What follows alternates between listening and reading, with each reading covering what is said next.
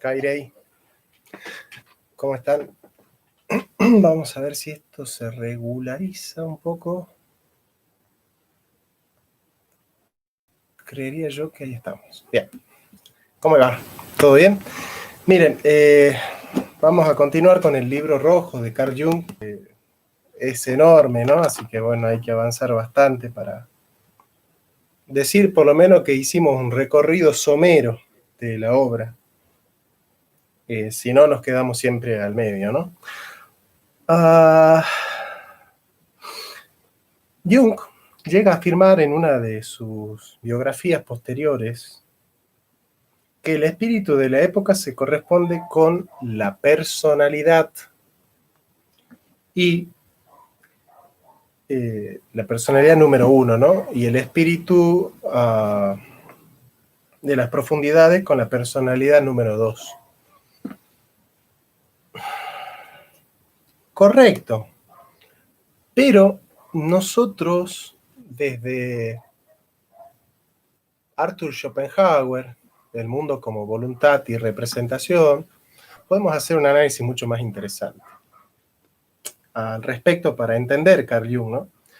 Schopenhauer dice, la voluntad es la cosa en sí de Kant.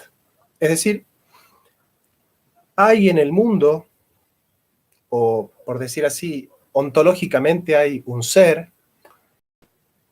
y ese ser no consiste en inteligir, como dice Aristóteles, ¿no? Aristóteles define al ser, a Dios, como noetis, noetos, noetis, es decir, pensamiento que se piensa a sí mismo. En realidad, dice Schopenhauer, el ser es puro querer. El ser no piensa, el ser quiere, es puro querer. Y para querer, se vale de nosotros, es decir, se enmascara, se introduce en nosotros con el único objetivo de querer. Hegel dice, bueno, no, la historia de Dios es que a través de las neuronas de los hombres lo que hace es pensar para conocerse a sí mismo. Schopenhauer da un giro voluntarista del idealismo de Hegel y dice, no, en realidad lo que quiere el ser es querer, quiere querer, ¿no? Eso lo toma un poco de la dialéctica del amo y el esclavo de Hegel, ¿no? Es decir, el hombre desea deseos, quiere querer. Por eso Heidegger, Nietzsche también lo mismo, ¿no? Es decir, la voluntad de poder es voluntad de voluntad, dice, ¿no? Quiere querer. Este trasmundo, que es la voluntad, se personaliza en una ficción que es el individuo. El hilo de Maya crea la ficción de que hay un individuo que existe y que quiere y que desea y que piensa, cuando en realidad es solo una máscara, un prosofón, una máscara, una especie de profenomenidad que lo que hace es justamente fenomenizar la desesperación de un ser que lo que hace es querer, quiere querer, es un querer que se quiere a sí mismo constante, ¿no? Por eso nunca encuentra su objeto, porque cuando encuentra su objeto encuentra el tedio, y cuando no lo tiene se desespera, ¿no? Entonces como que solo en el nirvana el hombre puede encontrar la plenitud del ya no tener nada más que querer, ¿no? Entonces tenemos dos realidades, un trasmundo, que es una voluntad, una especie de monstruo omnímodo, impersonal, absoluto en el mundo, y por otro lado, los individuos, que son las máscaras a través de las cuales el querer absoluto quiere. Es decir, el querer no pertenece a la libertad de los individuos concretos, sino a esa absoluta que quiere a través de nosotros, digamos. Entonces, de alguna manera, el objetivo es llegar a ese querer absoluto, que para Jung es el inconsciente colectivo. El inconsciente individual, de alguna manera, es una máscara del inconsciente colectivo. Allí donde se resuelve el individuo en su tragedia es en lo colectivo, ¿no? Hay una especie de marxismo freudiano, es decir, hay un colectivismo inconsciente Marx dice, las tragedias del individuo no se resuelven en el individuo. El individuo es una especie de creación ficcionaria del romanticismo burgués. Lo que existe es el cuerpo colectivo, y es en el colectivo que se resuelven los problemas del humano concreto, dice Marx. Bueno, esta idea de que se resuelve en lo colectivo, lo personal, es una idea que toma Jung de Marx, pero con el giro freudiano, es decir, no se resuelve en el ámbito de la conciencia.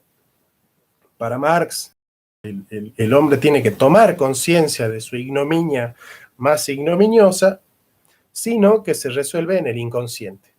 Es decir, hay un marxismo freudiano porque se resuelve en el inconsciente, esto es Freud, colectivo, esto es Marx.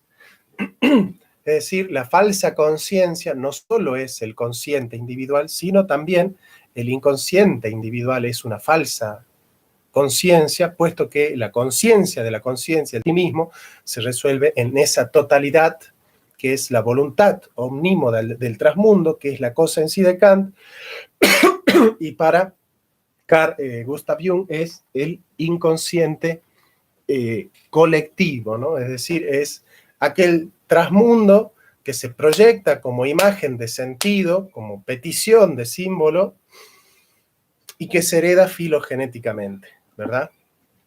Entonces, de alguna manera, el estado de la época es vivir en las máscaras de la superficie, ¿no?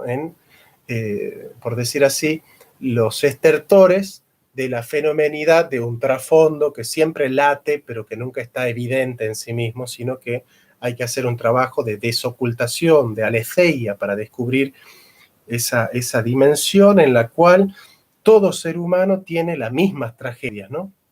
Porque Marx le escribe a Engels y le dice, yo no entiendo cómo las fábulas de Esopo, de Esquilo y las tragedias de Eurípides siguen conmoviendo a la humanidad. Si esos fenómenos superestructurales como la escultura, la poesía y la filosofía son solo expresiones epifenoménicas de las condiciones socioeconómicas de los modos de producción. Entonces, Ernesto Sábato dice, brazo de marxista, no se da cuenta que Eurípides no está navegando en el espíritu de la época como lo hace el marxismo, que se enseñorea en el espíritu de la época, sino que está descubriendo el espíritu de la profundidad. Ese espíritu de la profundidad es lo eterno, ¿no? Y es ahí donde tenemos que llegar, ¿no?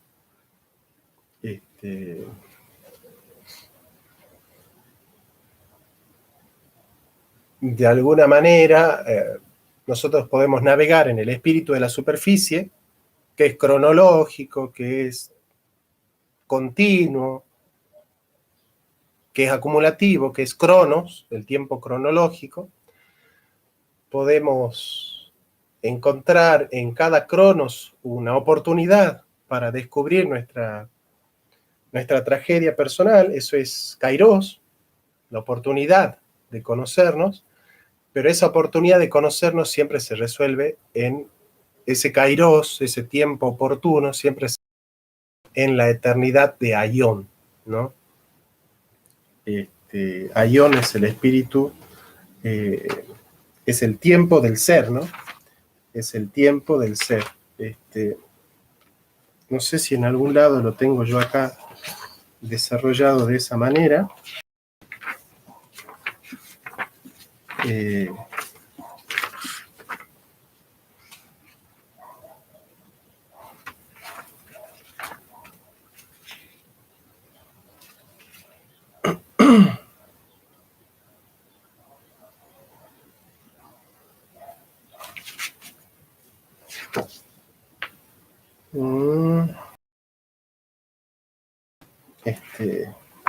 Ya vamos a desarrollar esto del tiempo, ¿no? Hay un tiempo del mundo, que es el cronos, hay un tiempo del hombre, que es kairos, y hay un tiempo del ser, que es aion, ¿no?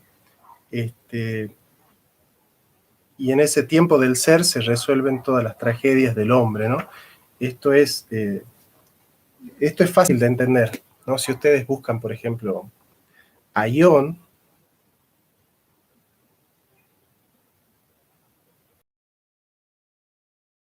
Nimio de Anquín habla mucho de León, los eones, ¿no? De la historia. En griego, Aion, con es el dios de la mitología griega dotada por los romanos, dios eterno y de la prosperidad.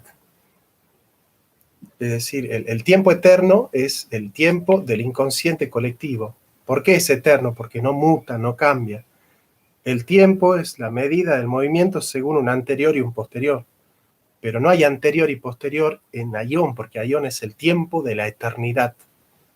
Y el inconsciente colectivo naufraga en el tiempo de la eternidad, naufraga en el tiempo de la siempre misma tragedia del hombre, en el siempre la misma imagen del hombre, en el siempre la misma estructura del hombre, en el siempre el mismo símbolo en el que se resuelven las tragedias últimas de la humanidad. ¿Sí? Entonces el marxismo es cronológico, es cronocrático, es decir, busca el enseñoreamiento del tiempo de la superficie, del espíritu de la época. Es decir, la época cambia, la época sufre el cambio de moda, el cambio de superficie, de estancia, digamos, de perestancia. Entonces, obviamente que ese espíritu de la época haga en el cambio de la superficie. Lo profundo del ser humano no cambia nunca. Entonces, de alguna manera, el proceso junguiano es el proceso de la conciencia que naufraga en lo cronológico, el inconsciente individual que naufraga en lo cairológico, que es la oportunidad para resolverse en el inconsciente colectivo, que es el tiempo eterno de Aion, ¿no? Ahí es donde el hombre resuelve sus tragedias últimas.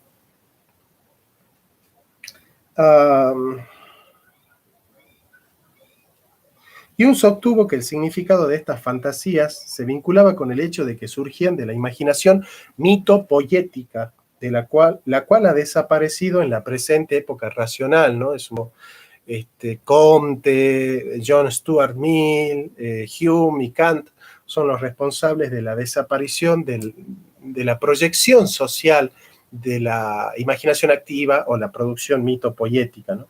La tarea de la individuación yace en el establecimiento de un diálogo con las figuras de la fantasía, ¿no? Es decir, el individuo se resuelve a sí mismo solo en la negación de lo propiamente individual. Es decir, el individuo, lo concreto del individuo, se resuelve cuando se renuncia a lo individual. Esto es bien evangélico, ¿no? El que quiera salvar su vida la perderá, pero el que la pierda en pos de mí la recuperará. Es decir, el que quiera perder su individualidad, su subjetividad, la recuperará en una instancia superior que es el inconsciente colectivo, ¿no? Eso lo desarrolla bien Karl Barth, su comentario a la dogmática, ¿no? El esbozo de la dogmática de Karl Barth. Lo desarrolla muy bien este aspecto de cómo en la renuncia de lo individual y lo subjetivo se recupera en una instancia superior, ¿no? Que para Barth es el diálogo con Dios, para Jung es el diálogo consigo mismo, ¿no? Con el sí mismo, ¿no? Que es lo crístico, obviamente. Hay una dimensión evangélica ahí. Y en su integración en la conciencia, ¿no? Es decir, el supraconsciente es la integración de la conciencia y el inconsciente individual. Esta es un poco la dinámica. Para recuperar así el valor de la imaginación mitopoética que se hallaba perdido en la edad moderna y por lo tanto reconciliando el espíritu de la época con el espíritu de la profundidad. Es decir, el espíritu de la época es el método, ¿no? Es el camino. Pero ese camino lleva al ser, a la verdad del ser, ¿no? Es decir, el tiempo, cronos, te lleva a el aion, al ser, ¿no? Es decir, hay que desandar el espíritu de la época para encontrar en ella la oportunidad del kairos para descubrir el espíritu de la profundidad. Es decir, hay que buscar un método para encontrar la verdad, ¿no? Verdad y método. El inconsciente filogenéticamente adquirido está poblado de imágenes míticas, de una energía psíquica, pero no sexual. Esta libidinización del inconsciente va a quedar al margen de la teoría de Jung, y es por eso que Freud se distancia mucho de Jung, ¿no? De tipos generales de introversión y extraversión, de las funciones compensatorias y prospectivas de los sueños y de las aproximaciones sintéticas y constructivas a los productos de la imaginación. La estructura de lo inconsciente. Ahí ya diferenció dos niveles del inconsciente. El primero, lo inconsciente personal, consistía en los elementos adquiridos durante la vida individual, junto con elementos que podrían también ser conscientes. Y el segundo era el inconsciente impersonal o psique colectiva. Mientras que la conciencia y lo inconsciente personal eran desarrollados y adquiridos en el curso de la vida, la psique colectiva se heredaba, ¿no? En este ensayo, Jung discutía los curiosos fenómenos que resultaban de la asimilación de lo inconsciente.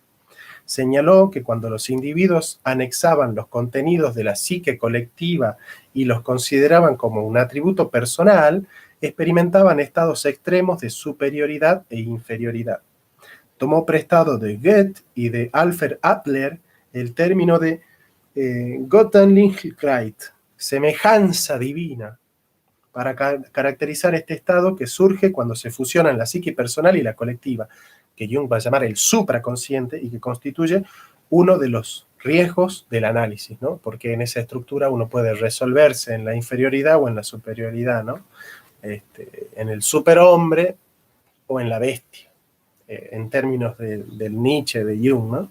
Jung escribió que era una difícil tarea diferenciar la psique personal de la colectiva. Uno de los factores a los que se debía hacer frente era la persona, la propia máscara o rol, ¿no? La persona es una máscara, es una ilusión. Esto lo va a tomar un poco de Schopenhauer, y Schopenhauer de los budistas orientales, ¿no? Del hinduismo. Esta representaba el segmento de la psique colectiva que erróneamente se consideraba individual, es decir, el mito de la individuación, la ilusión de la individuación, producto del hilo de magia de la conciencia que crea al individuo como una sustancia, digamos, ¿no? Esto ya lo sabía un poco Hume, ¿no? El tema de deconstruir la sustancia del yo como una creación de la costumbre, ¿no? El budismo va más lejos, dice, ¿no? Es una creación de la magia, de la ficción de la conciencia, ¿no? De la falsa conciencia, dirá Marx, o de las peticiones del yo, en términos de Freud. Bien.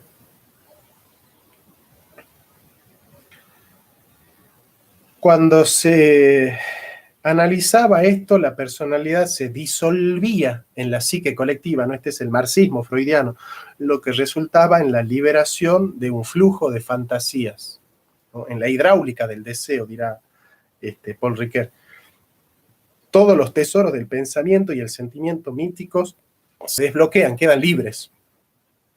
La diferencia entre el estado y la demencia yacía en el hecho de que aquel era intencional, ¿no? Hay una demencia intencional, ¿no? Yo le llamo una búsqueda de psicosis consciente, la psicosis consciente, digamos. Es decir, obtener los beneficios del psicótico, pero en la estructura neurótica, en términos clínicos, digamos, ¿no? Bueno, este es el Marqués de Sade, por ejemplo, ¿no? Esto es Dorian Gray, por ejemplo, ¿no? Esto es Nietzsche, este es el superhombre. Claro. Por eso, para destruir la falsa conciencia hay un proceso de desindividualización, ¿no? Lo que Bullman va a llamar la desmitologización, es decir, desmitologice es sacar la ilusión del mito creado por la conciencia, de alguna manera, ¿no?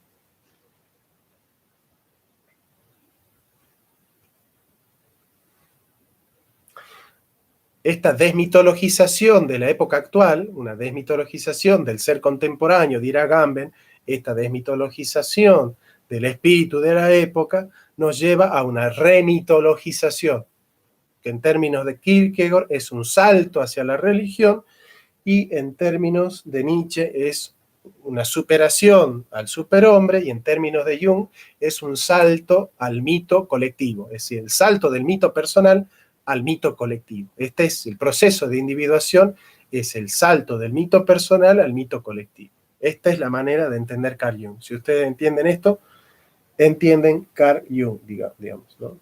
Justamente el proceso de individuación es el proceso de desindividualización. Es eso, es eso. Surgían dos posibilidades. Se podía intentar restaurar regresivamente a la persona y volver al estado anterior, pero era imposible deshacerse de lo inconsciente. Una vez que ya se ha topado uno con esa tragedia, Dionisio no desaparece.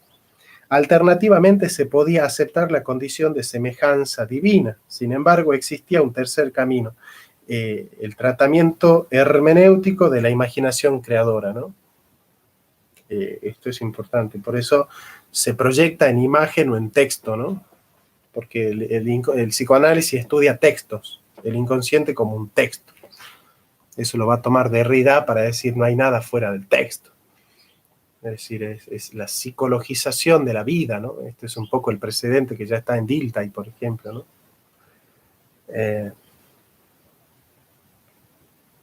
Esto resultaba en una síntesis de la psique individual con la colectiva, ¿no? Es decir, es la divinización del individuo, ¿no?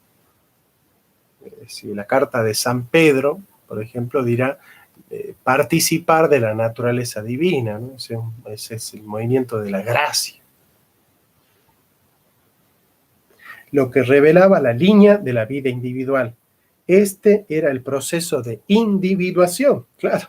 Resolverse en lo colectivo es individuarse. Esto es Calvart, ¿no? Bueno, en una revisión posterior sin fecha de este ensayo, Jung introdujo la noción de ánima como un contraparte de la persona. Él consideró ambas como imágenes del sujeto, claro. En este caso definió el ánima así: ¿cómo es visto el sujeto por lo inconsciente colectivo? El yo intrapersonal, ¿no? El yo intersubjetivo. La noción de la diferenciación de la persona. Jung toma distancia de su rol y sus logros e intenta reconectarse con su alma, ¿no?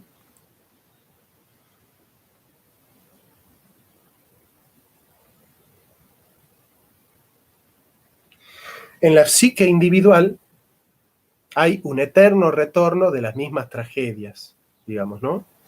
Esa es la dinámica del tiempo. En cambio, en la psique colectiva hay voluntad de poder, hay un querer que quiere. Ese es el trasmundo de Schopenhauer, ese es, digamos, el ser.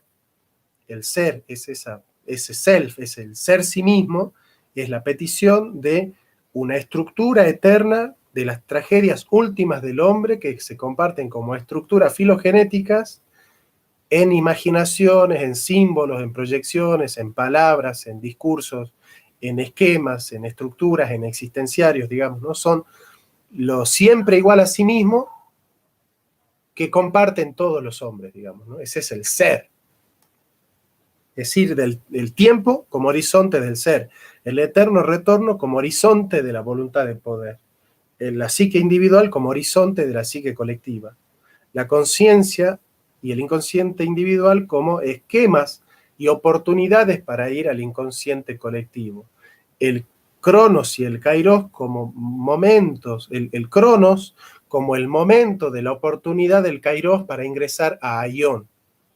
El tiempo como oportunidad de lo eterno, el espíritu de la época como oportunidad de acceder al espíritu de la profundidad, el fenómeno como modo de ingresar a la cosa en sí de Kant, la conciencia como modo de acceder a la voluntad como trasmundo.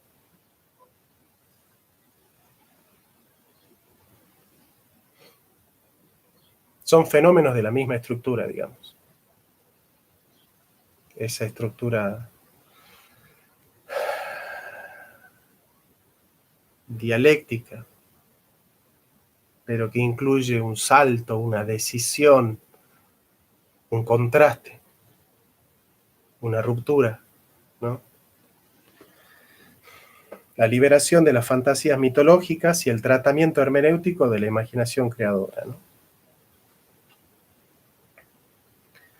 La diferenciación de lo inconsciente personal y el impersonal suministró una comprensión teórica de las fantasías mitológicas de Jung. Esto sugiere que no las percibió como provenientes de su inconsciente personal, sino de la psique colectiva heredada. Eso es la filogénesis. Si esto es así, sus fantasías surgieron de un nivel de la psique que constituye un legado colectivo humano y no simplemente idiosincrasias o arbitrariedades, ¿no? Lo entiende Heidegger cuando habla de Hölderlin como una especie de custodio del ser. Perdón, John, cuando abordo estas cuestiones me pierdo un poco el eje. Es decir, en mi mente aparecen todo el tiempo imágenes y conceptos y estructuras. Es como que me siento muy colapsado, muy amenazado por imágenes, ¿no? Es decir, para hablar de Jung siempre trato de naufragar en el inconsciente, digamos, y es por eso que me aparecen miles de imágenes y me siento atosigado, digamos. Perdón si se nota en la clase este atosigamiento. No es fácil de... La adaptación cobraba dos formas: adaptación a condiciones exteriores o a condiciones interiores, ¿no? El que se adapta a condiciones exteriores es el progre, ¿no? El que se acomoda al espíritu de la época, ese es el progre, digamos. Y el que se acomoda a condiciones interiores es el que trata de encontrar el sí mismo, ¿no? La adaptación al interior daba lugar a la exigencia de individuación, lo que se oponía a la adaptación a los otros, ¿no? Que es propia de el superyoico hombre del malestar en la cultura de Freud. Responder a esta exigencia y al correspondiente quiebre con la conformidad conducía a una culpa trágica que requería expiación y clamaba por una nueva ficción colectiva, porque el individuo está obligado a producir valores que pudiesen servir como un sustituto para su ausencia de la sociedad, ¿no? Ese es el proceso psicótico, es el proceso a través del cual el individuo construye los valores en los cuales ha de vivir. Por eso el Hubermans de Nietzsche es un psicótico. Construye valores. No se adapta al valor de la sociedad como busca Freud. Freud es un conservador. Nietzsche es revolucionario. Nietzsche dice, el individuo en ese nihilismo, en esa ruptura con la ficción de Occidente, que es el mito de Dios, se ve ante la oportunidad de crearse a sí mismo, de darse valores, de crear valores.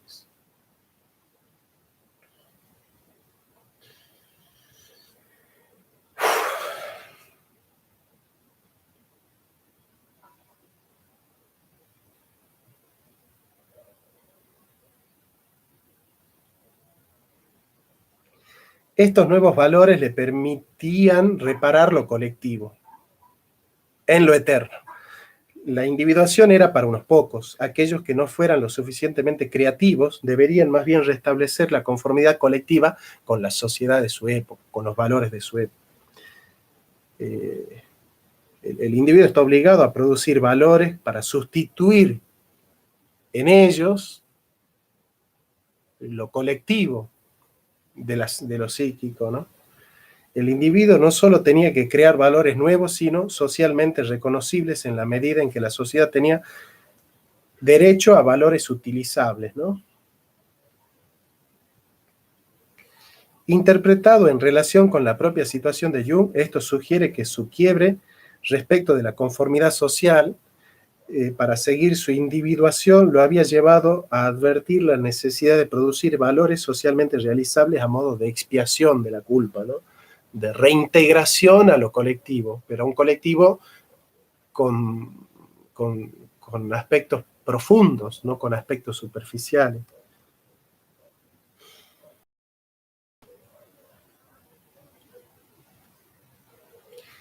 Esto condujo al dilema: ¿sería socialmente aceptable y reconocible la forma en la cual Jung encarnaba estos nuevos valores en el Liber Novus? Este compromiso con las demandas de la sociedad separó a Jung del anarquismo de los dadaístas.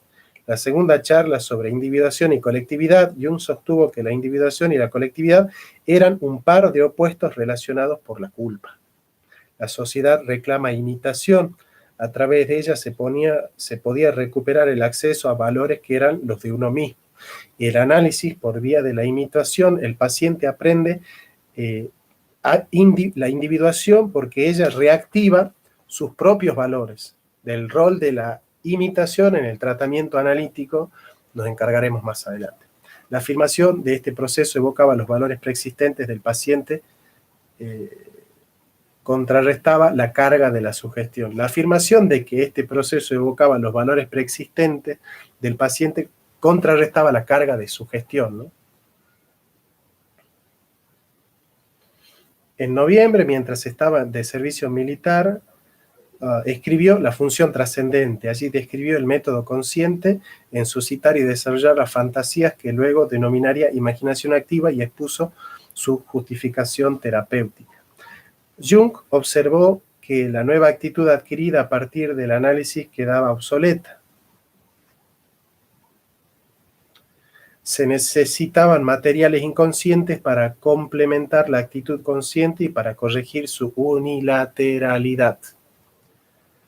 Alfredo, querido, pero ya que al dormir la tensión energética era baja, los sueños eran expresiones inferiores de los contenidos de lo inconsciente.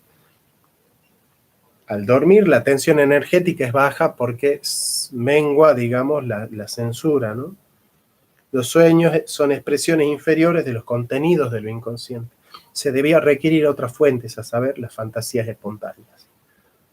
Jung describió su técnica para inducir tales fantasías espontáneas. El entrenamiento consiste, en primer lugar, en practicar sistemáticamente la suspensión de la atención crítica, propia de la modernidad, con lo que se produce un vacío de la conciencia.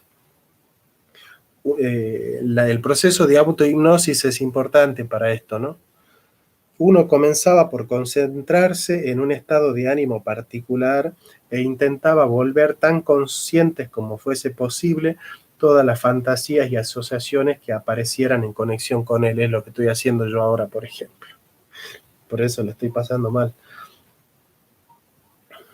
El objetivo era permitir el libre juego de la imaginación sin apartarse de aquel sentimiento inicial en un proceso de asociación libre, ¿no? Es un esquema de lectura hermenéutica luterana del inconsciente. Ello conducía a una expiación concreta, porque es libre asociación. Ello conducía a una expresión concreta o simbólica del estado de ánimo, lo que traía aparejado un acrecentamiento del sentimiento a la conciencia. Los visualmente capacitados deberían concentrar sus expectativas en que se produzca una imagen interna. Los que están capacitados para lo acústico lingüístico suelen oír palabras en su interior. Si sos indoeuropeo, si vos tenés sangre indoeuropea, vas a ver imágenes. Si tenés sangre semita, vas a escuchar palabras. Esto se resuelve con la sangre, esto es filogenético.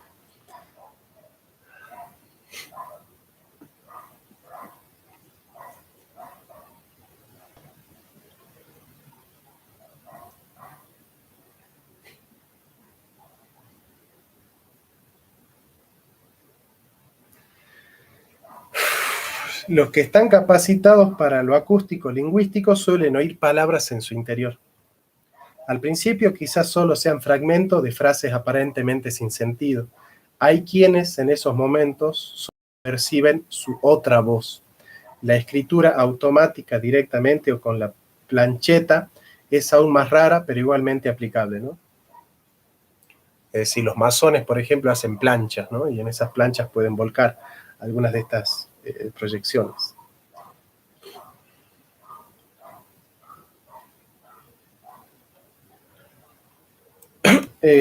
Una vez que estas fantasías hubieran sido producidas y materializadas, eran posibles dos aproximaciones: la formulación creativa y la comprensión. Cada una necesitaba de la otra y ambas eran necesarias para producir la función trascendente, la cual surgía de la unión de los contenidos conscientes e inconscientes. la unión del sentido y el contrasentido da lugar al suprasentido, ¿no?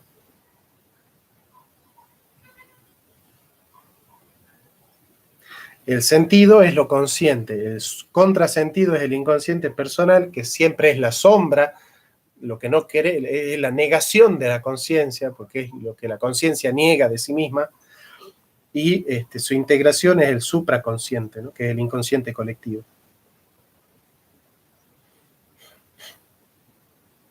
Te perdés como individuo personal y te ganas como individuo colectivo, ¿no? Esta es la dinámica, esta es la dialéctica del sí como el no del no. El sí es el no del no. Esto lo desarrolla Gilles Deleuze y José Martí en el esquema político y Gilles Deleuze en el esquema metafísico. Para algunas personas, observaba Jung, era fácil advertir la otra voz al escribir y responderle desde el punto de vista del yo, el soliloquio de Anselmo, por ejemplo, ¿no? Es como si se entablara un diálogo entre dos personas con igualdad de derechos. Este diálogo conducía a la creación de la función trascendente, lo cual resultaba en una ampliación de la conciencia, ¿no? Es una fantasía en estado de vigilia. Lo que hace, por ejemplo, en Lucas 7:21, el fariseo cuando habla con Dios y dice, habla consigo mismo y dice Dios, habla consigo mismo y dice Dios, ¿no? Orar es hablar con uno mismo, ¿no? Este es un poco el esquema de Feuerbach. Dios es el ideal del individuo, del hombre, ¿no?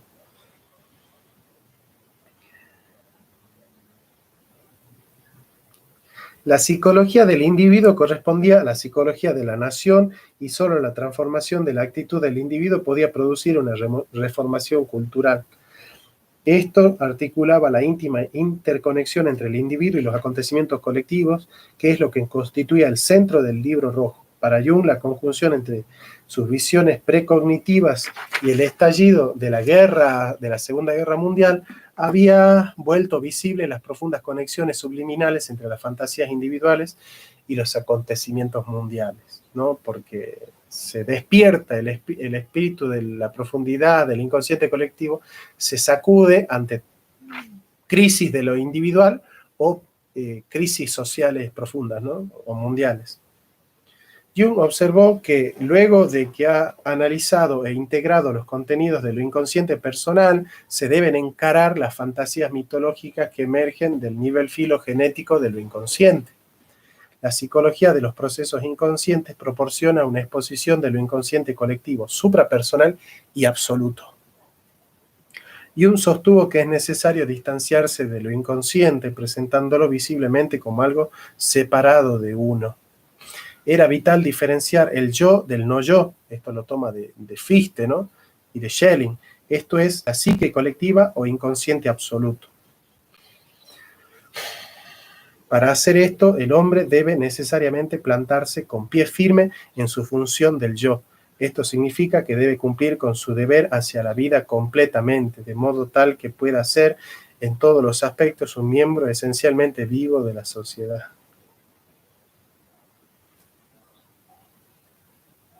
Es decir, la búsqueda de la introspección es resolverse en lo colectivo, ¿no? Encontrarse con la humanidad. Por eso introspección no es introversión, no es escapismo, no es refugiarse en uno mismo como un neurótico, digamos. Los mitos típicos son imágenes primordiales. Este es el objetivo. Descubrió estos dominantes como poderes gobernantes o dioses. Esto es la imagen de las leyes y principios dominantes, las regularidades promedio en la secuencia de imágenes que el cerebro ha recibido de la secuencia de procesos seculares, ¿no? La erainis, la manifestación. Se les necesita prestar particular atención a esos dominantes, son de especial importancia. Los desprendimientos de los contenidos psicológicos, tanto mitológicos como colectivos, respecto de los objetos de la conciencia y su consolidación como realidades psicológicas fuera de la psique individual.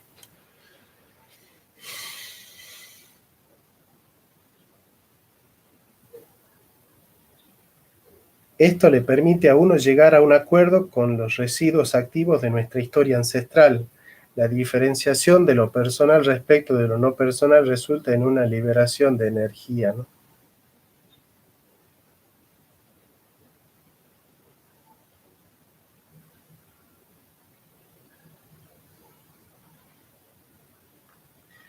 Su intento de diferenciar los distintos personajes que aparecieron y consolidarlos como realidades psicológicas, esto es un poco Kierkegaard, ¿no?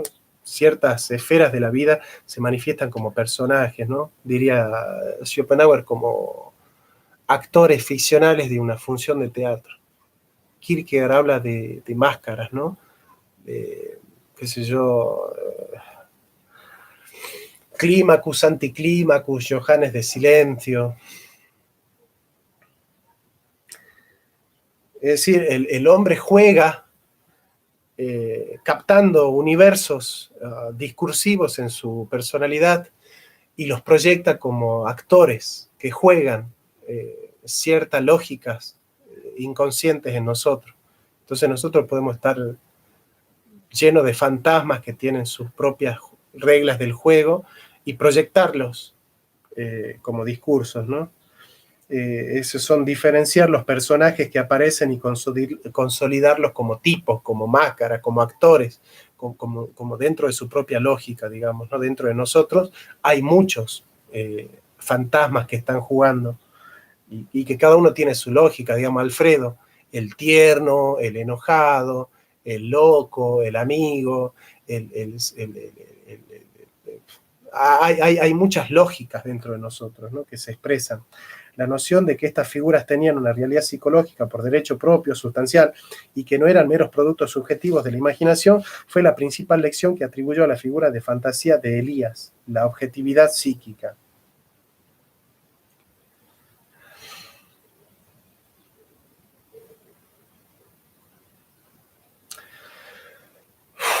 Bien,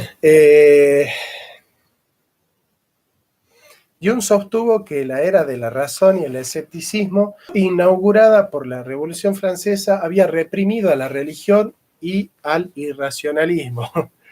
Decía Apolo cercenó a Dionisio. Esto, a su vez, había tenido serias consecuencias al llevar a un brote de irracionalismo representado por la Segunda Guerra Mundial. Claro, lo que negás por la puerta sale por la ventana, esto es así. Era pues una necesidad histórica reconocer a lo irracional como un factor psicológico. La aceptación de los irracionales es uno de los temas centrales del Libro Rojo, ¿no? En la psicología de los procesos inconscientes, Jung desarrolló su concepción de los tipos psicológicos. Señaló que era una evolución común que las características psicológicas de los tipos fueran llevadas a los extremos. Sí. Ley de enantidromía o inversión de los opuestos. La otra función aparecía, es decir, sentir para el introvertido y pensar para el extravertido. Estas funciones secundarias fueron halladas en lo inconsciente. El desarrollo de la función contraria conduce a la individuación. Como la función contraria no era aceptable para la conciencia, se requería una técnica especial para llegar a un acuerdo con ella, ¿no? Lo que el padre Méndez llama un acuerdo político con la voluntad.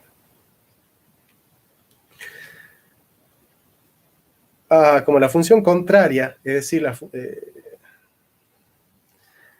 la ley de la enantidromía o inversión de los opuestos es como encontrarse en la costumbre de una conciencia, proyectarle el influjo de su opuesto, es decir, la sombra, lo inconsciente, es decir, vos sos tierno, tenés que encontrarte como hijo de puta. Es decir, solamente cuando el tierno, el dulce y el amable se encuentra proyectando su hijo de puta como una realidad efectiva y sustancial, estas funciones secundarias fueron halladas en lo inconsciente, claro, en la sombra, en el ánima del hombre. El desarrollo de la función contraria conduce a la individuación, es decir, a la integración de lo que somos, ¿no? A la no negación de un aspecto fundamental de la vida de todo hombre. Como la función contraria no es aceptable para la conciencia, yo soy tierno, no soy un hijo de puta, encontrate con tu hijo de puta. se requería una técnica especial para llegar a un acuerdo para esta integración, esto es, la producción de una función trascendente. Solo el suprasentido puede ligar al sentido con el contrasentido. Lo inconsciente era un peligro cuando no se era uno con él. Hay que abrazar lo que negamos de nosotros mismos. Hay que reconocernos en todo lo que somos, abrazarlo, aceptarlo, aceptarlo. La mirada disuelve. La mirada va disolviendo la efectividad, crece lo que salva.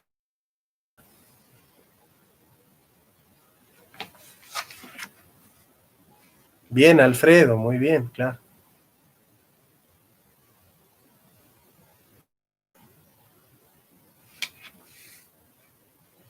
Lo inconsciente era un peligro cuando no se era uno con él.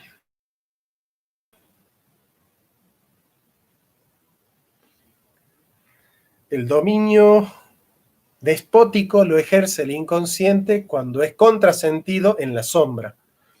Nosotros en el suprasentido podemos conciliarnos con lo inconsciente sin decirle que no, diciéndole que sí. Ese es el dominio político.